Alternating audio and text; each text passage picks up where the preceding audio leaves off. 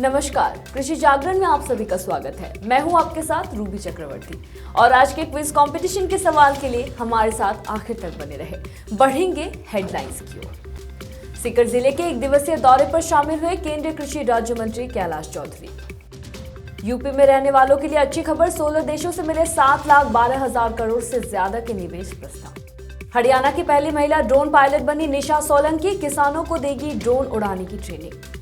कृषि एवं किसान कल्याण विभाग के सचिव डॉक्टर अभिलक्ष लिखी राहुरी दौरे पर।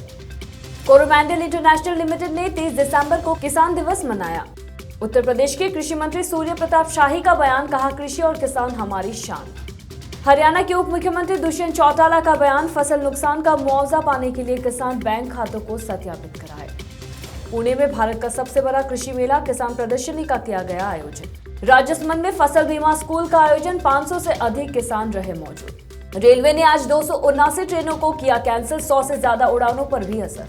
हिमाचल के मुख्यमंत्री सुखविंदर सिंह सुक्खू का बयान, कहा स्वरोजगार के लिए कृषि, बागवानी, पशुपालन और मत्स्य पालन विभाग बनाएंगे। राजस्थान के किसानों के लिए खुशखबरी, खेती के लिए फ्री मिलेंगे ट्रैक्टर और कृषि यंत्र।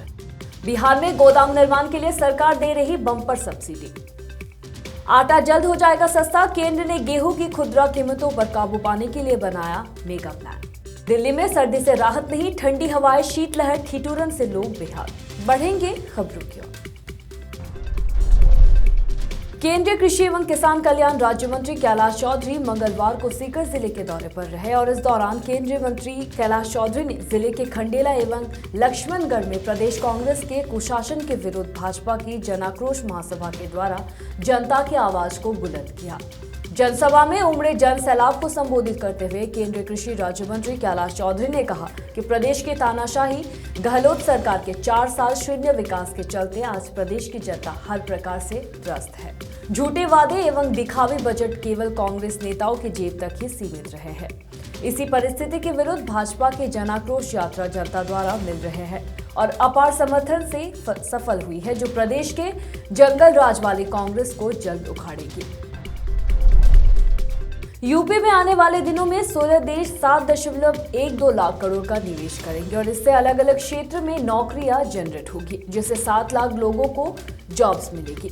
ये सब संभव हो सका है और टीम यूपी के 16 देशों के दौरे के बाद प्रदेश में निवेश के लिए यूनाइटेड किंगडम, अमेरिका सबसे ज्यादा इंटरेस्टेड है। दोनों देशों से 4 लाख करोड़ रुपए के निवेश प्रस्ताव मिले हैं। हाल ही में सीएम योगी का संदेश लेकर उद्यमियों, कंपनियों और संस्थाओं को निवेश का न्योता देने के लिए विदेश दौरे पर गई टीम यूपी वापस लौट आई है। इसमें 16 मंत्री शामिल थे। मंत्रियों ने 16 देश के 21 शहरों में आयोजित इन्वेस्टर्स रोड शो में मंत्रियों ने शिरकत की है। दौरे के बाद मंत्रियों ने सीएम योगी के साथ अपने अनुभव शेयर किए, वही निवेश प्रस्ताव की जानकारी दी। सीएम योगी ने मंत्रिमंडल के सदस्यों और शासन के वरिष्ठ अधिकारियों के साथ ग्लोबल इन्वेस्टर्स समिट आयोजन की तैयारियों की समीक्षा भी की।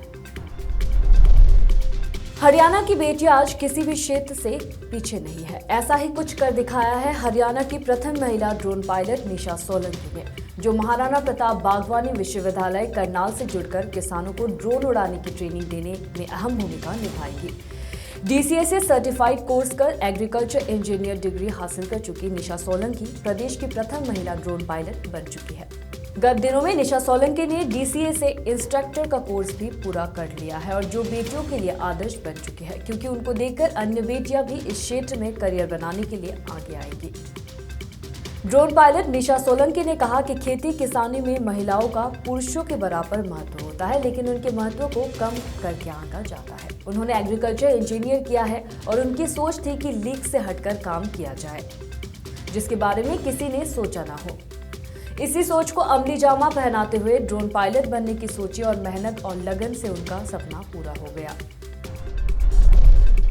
कृषि एवं किसान कल्याण विभाग के सचिव डॉक्टर अभिलक्ष लिखी ने राहुरी का दौरा किया। बता दें कि अतिरिक्त सचिव ने विभाग के अन्य वरिष्ठ अधिकारियों के साथ बातचीत कर एमपीकेवी फल फसल प्रदर्शन इकाई का भी दौरा करते हुए वैज्ञानिकों के साथ खास बातचीत की और उनके साथ श्री मनोज आहूजा भी मौजूद रहे। 23 दिसंबर को पूरे देश में राष्ट्रीय किसान दिवस मनाया गया। इस अवसर पर देश भर के किसानों को योगदान को लेकर कार्यक्रम आयोजित किए गए। वही कोरोमंडल इंटरनेशनल लिमिटेड ने भी किसान दिवस जोरों शोरों से मनाया। वही कोरोमंडल इंटरनेशनल लिमिटेड के 10 डिवीजन द्वारा सफलतापूर्वक किसान दिवस मनाया गया। बता दें कि पूरे भारत में 10,000 से अधिक किसानों की भागीदारी के साथ 150 बैठकें आयोजित की गई।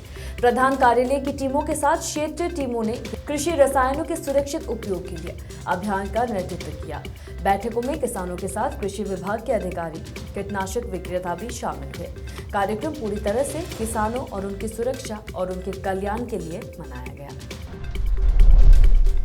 मथुरा के पंडित दीनदयाल उपाध्याय पशु चिकित्सा विज्ञान विश्वविद्यालय एवं गो अनुसंधान संस्थान में अंतर्राष्ट्रीय मिलेट वर्ष 2023 के शुभारंभ समारोह को संबोधित करते हुए उत्तर प्रदेश के कृषि मंत्री सूर्य प्रताप शाही ने कहा कि कृषि और किसान हमारी शान है।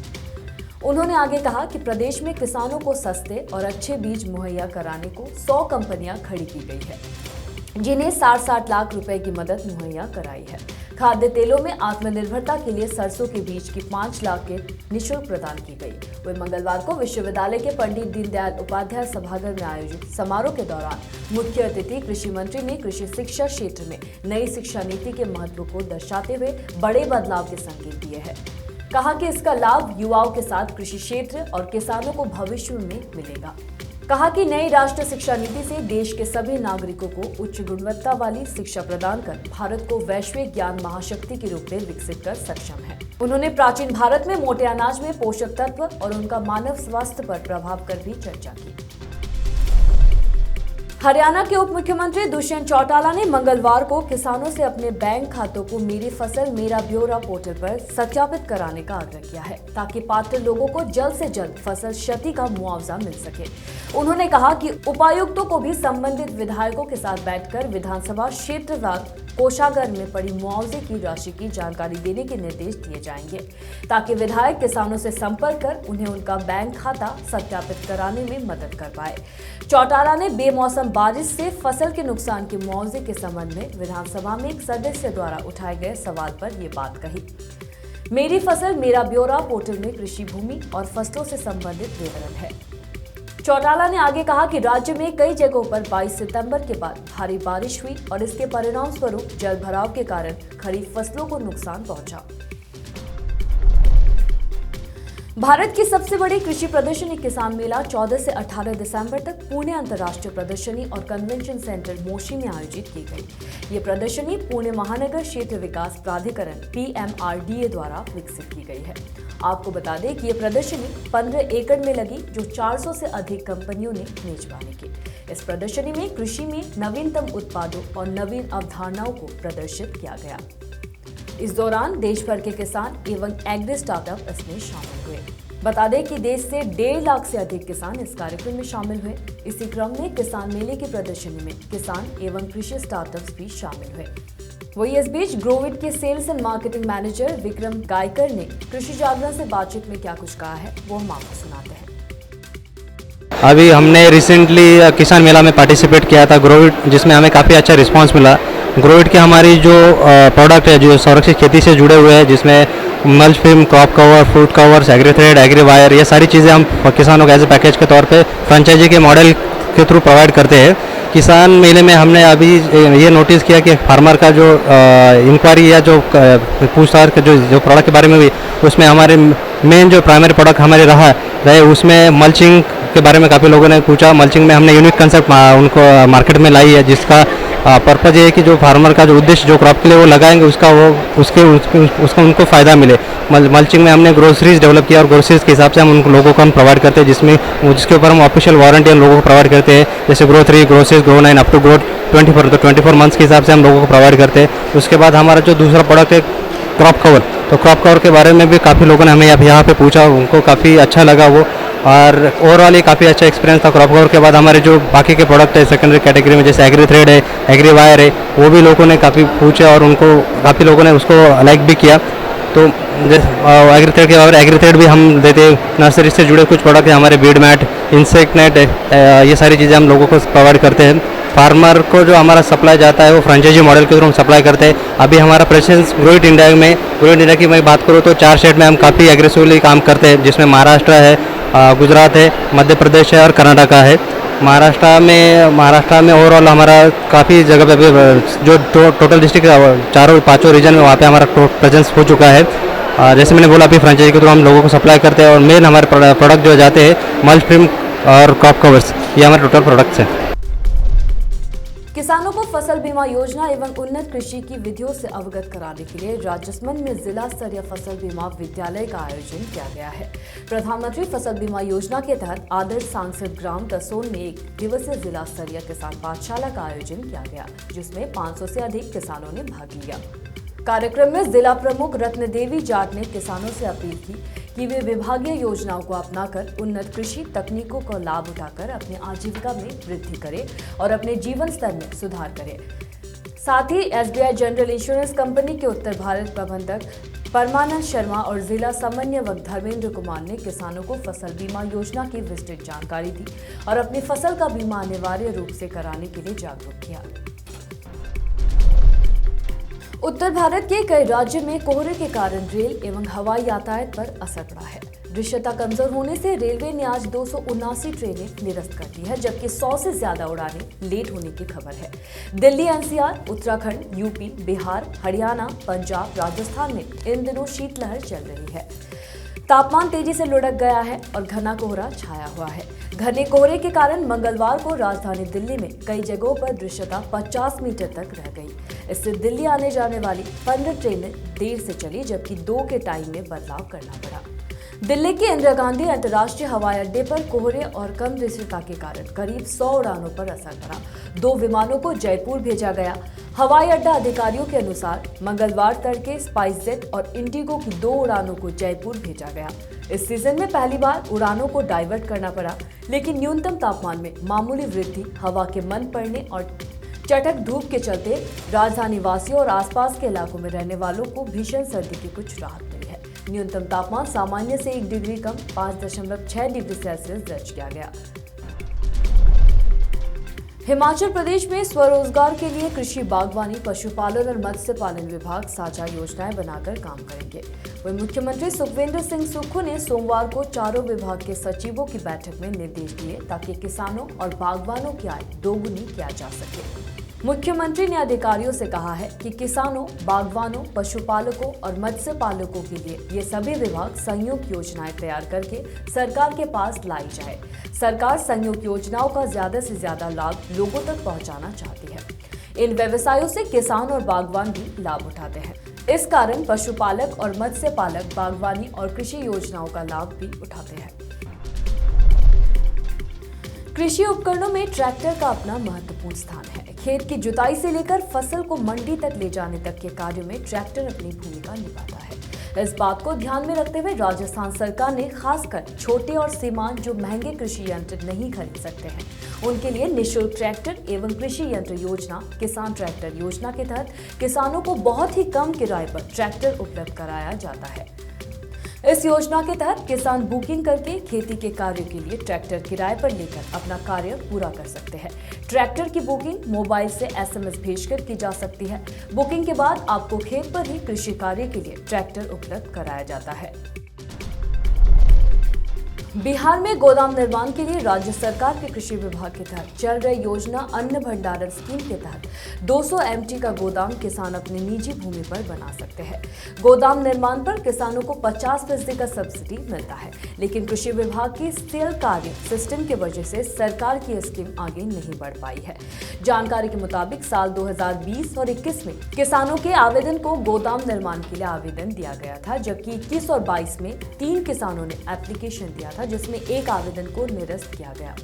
वही 2022 और 23 में कोई एप्लीकेशन नहीं मिला और एक गोदाम के बनाने पर 10 लाख रुपए की लागत आती है। कृषि विभाग द्वारा गोदाम निर्माण वालों को 5 लाख रुपए का सब्सिडी दिया जाता है। गेहूं के दाम बढ़ने से आटा भी महंगा हो गया है। अब 1 किलोग्राम आटा के लिए लोगों को मोटी रकम खर्च करनी पड़ रही है। ऐसे में गेहूं की बढ़ती खुदरा कीमतों पर काबू पाने के मकसद से केंद्र सरकार ने बड़ा प्लान बनाया है।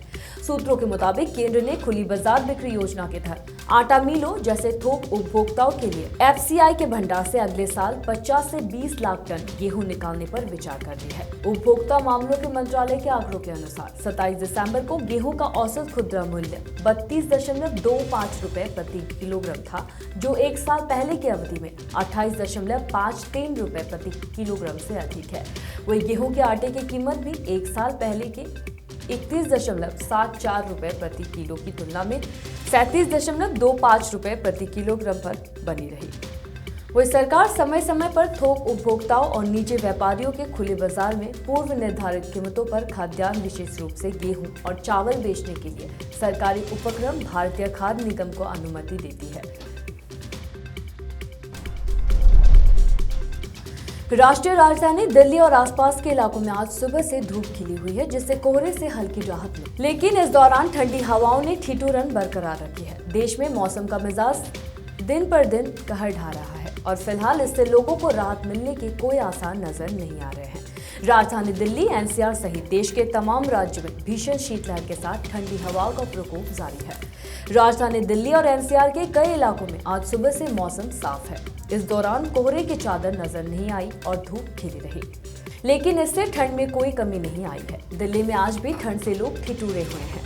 बता दें कि मंगलवार को दिल्ली के सफदरजंग वेधशाला पर न्यूनतम तापमान 5.6 डिग्री सेल्सियस दर्ज किया गया, जो कि सामान्य से 1 डिग्री नीचे है। इसकी तुलना में देहरादून में न्यूनतम तापमान 7 डिग्री सेल्सियस रहा और धर्मशाला में 6.2 डिग्री सेल्सियस और नैनीताल में 7.2 डिग्री सेल्सियस दर्ज किया गया था।